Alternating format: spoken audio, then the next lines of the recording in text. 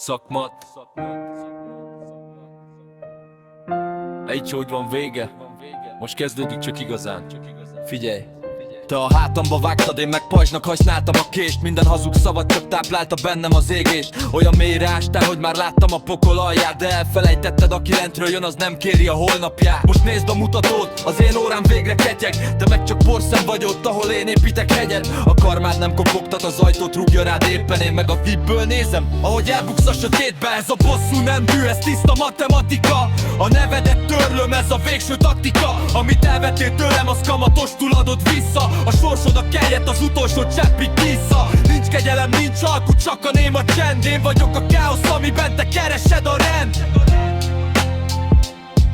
Én vagyok a káosz, amiben te keresed a rend. Emlékszel a napra, mikor röhögtél a képemben? Most én vagyok a tüske, a rohadt kis gépedben. Minden rímem egy pofon, minden sorom egy ütés. Te egy rövid zárlat vagy, én meg a teljes feszültség. Azt hitted, te vagy a cápa a sekély vízben, de én az óceán vagyok, te meg megfulladsz a hitben. Nincs több esély, a függöny végleg lehullott. A király visszatér, a gyalogod meg elhullott.